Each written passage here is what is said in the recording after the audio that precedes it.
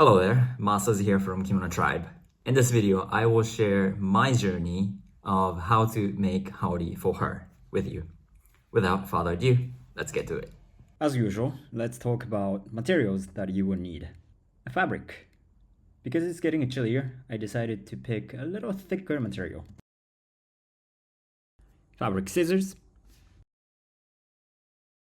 Seam ripper. As always, this is optional, but it's really nice to have. Tape measure. Pins or clips work too.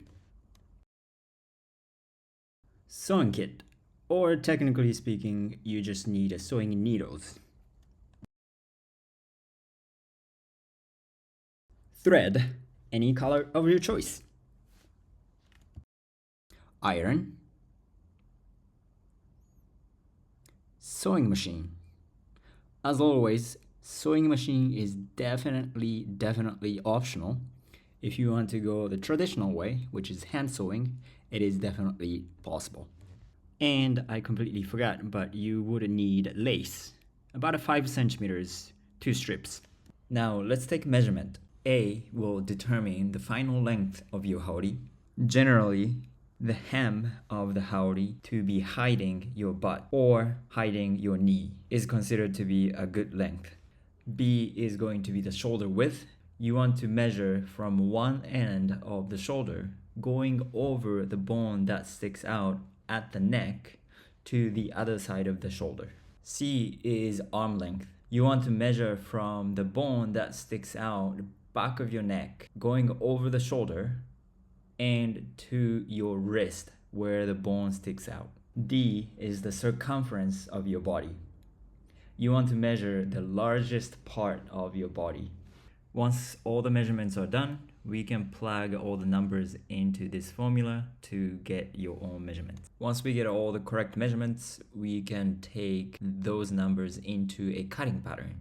The very first 2 strips that is circled in red is going to be the main body of your haori. Next 2 are going to be your sleeves.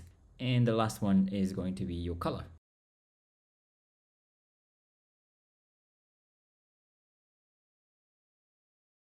Now, you want to find a shoulder line, which is circled in the screen right now.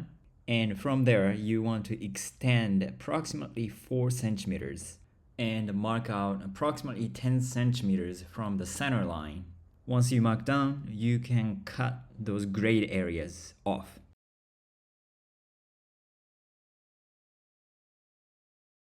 Right, so this is the neckline that we just chopped off, and this is going to be the center of the back, and I already pinned. I'm going to sew this part. You want to face wrong side of the fabrics together, so the correct side is facing towards you. Side, I'm just going to iron it, so basically this.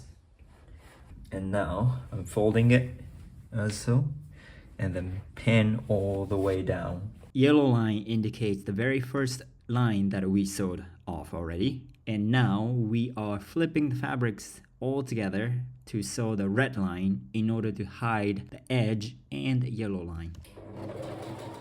Once the back is sewn together, let's take care of the side. You want to measure D2 from the center of the back towards both edges of the haori and mark down. And on top here, so the biggest difference between male haori and female haori actually comes down here. Male haori was completely sealed all the way. However, female haori has opening, same as kimono. First, you want to measure the final length of your sleeve from the tip of the shoulder. Then subtract 10 centimeters from that number. Because you have to attach the sleeves later on, you want to mark it down and not sewing this part. So if your sleeve length is going to be 40 centimeters, then you want to leave 30 centimeters without sewing. So we just finished sewing the side of the haori body. And because we have to attach sleeves later on here, let's create a sewing line. You can simply measure the same length from the center of the back and fold it to create a crease all the way around the shoulder part. This line will become the sewing line when you are attaching the sleeves to Haori body. Now let's move on to sleeves. First, you want to fold sleeves in half to create a center line as shown here. Then tri-fold the side where your hand will come out. Once you finish sewing this part, you want to fold that tri-fold again to create a crease. Then measure the final width of your sleeves from that crease line to the other side of the sleeve and fold to create another tri-fold here. And once again, fold that tri-fold to create another crease. Now you want to fold the sleeves in half, correct sides facing towards each other, and measure the final length of your sleeves from the top.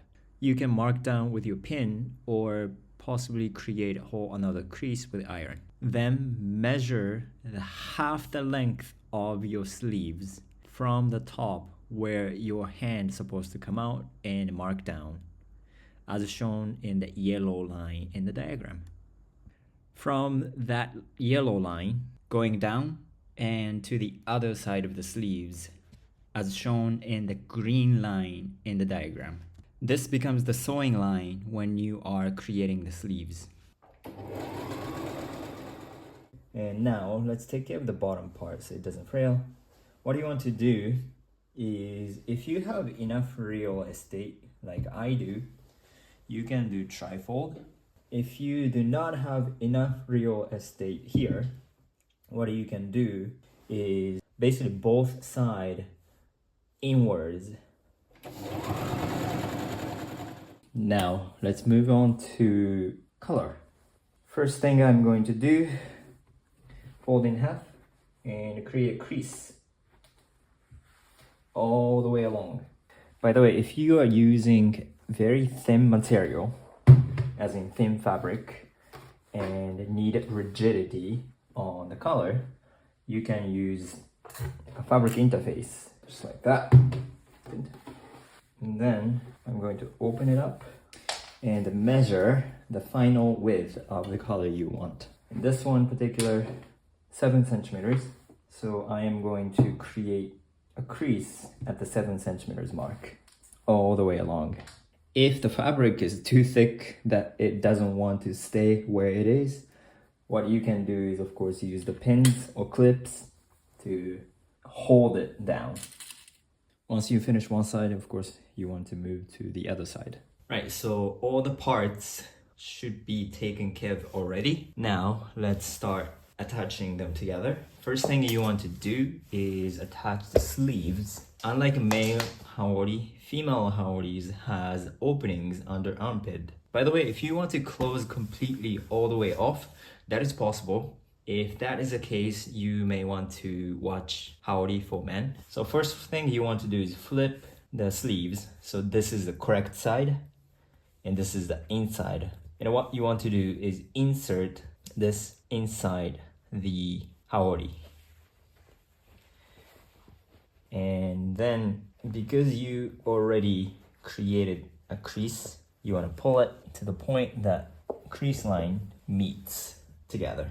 And then, of course, you want to start aligning. And once you align it, you may want to pin these together. And once again, because the female Haori has openings under armpit, you want to calculate about half of the final sleeve length. In my case, the sleeve length is 47 centimeters, and I want to close off 24 centimeters from the shoulder, and the rest will be completely opened.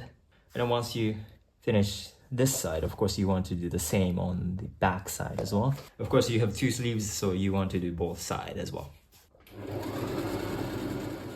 Before moving on attaching the collar to the Haori body, first thing I want to do is take care of the side, inside of the Haori. This part, unfortunately, I do not have enough real estate to do the trifold, basically using a bias tape or create a bias tape to apply on. So the method is fold in half, create a crease, the middle part, middle crease, and then fold both sides inward. You want to insert this part inside these foldings. And this would require two different parts. First one is from here all the way down to the bottom of the haori. And then from this part to go around, because this part has to be open. Before attaching the color, let's take up one more step, which is the bottom part. What I'm going to do is create a trifold and then sew all the way along the bottom.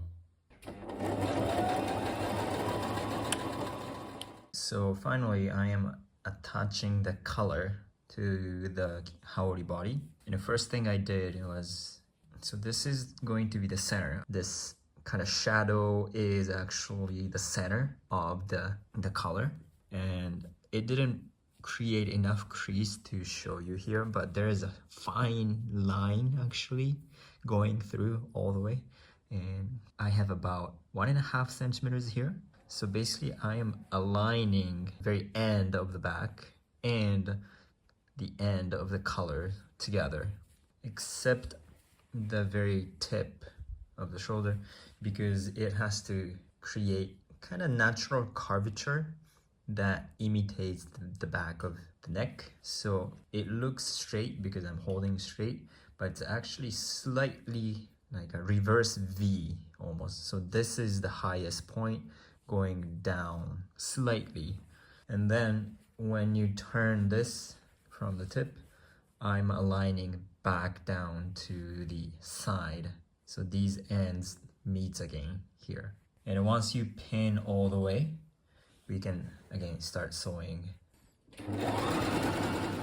We added color to the haori body. So there's two ways that we can take from here. The first one, flip it and sew from this side. So the stitch line will be invisible or barely visible. Or I can create a visible stitch line here. We'll create a stitch line visible. However, at least it's not going to, this part is not going to fluff. Right, while doing that, you want to add 2 different strips of mini loop, and you want to attach this, basically location A2. This is going to be where your Haori-Himo is going to get attached. In my case, it's about 40 centimeters from the top. This location from the tip of the shoulder. But you want to add on the back side of it. Loop doesn't have to be super long. It has to show up. And this will go inside. So this is a front side. And inside it's showing like so. Very bottom part, basically this part, I will just simply tuck it in. Like so, like that. Pin from the front side. Right, so I pin everything and loop is attached. So now we can sew. So I just finished sewing and notice this part. Front side is, as you can see, it's sewn fine, but the back side didn't cover up this part, so I have to take the stitch out, bring it down, and sew it again here. Right now, let's take up the bottom part. So I am going to sew the inside fabric. I'll do this, and then only taking the inside as shown in a diagram, and you want to sew all the way. Right, so perhaps yours still have this flap coming out, and also this part hasn't taken care of yet, so let's do that. First thing, I want to close this part off, just this part, so that the inside doesn't show up. Insert the needle from inside to hide the starting point and sew inner layers of outer fabrics, as shown in a diagram. Now, let's take care of these flaps. Insert the needle from inside to the flap and then going to the front part. And you want to grab just enough fabric and bring it back. It looks like that. And from the front, it's barely visible. If I pull the thread, you can see where it's coming from, but just by looking at it, it's barely visible. And then I'm just gonna loop the thread and then create a knot. Come on. Good. Now let's reinforce the under the armpit because this part tends to be the weakest part. So first insert the needle from inside, go over two fabrics, insert back again into the other side where thread initially came out. You can do this process about 3 or 4 times. And the very last one, you can insert the needle and the thread into the loop and pull the thread to close it off.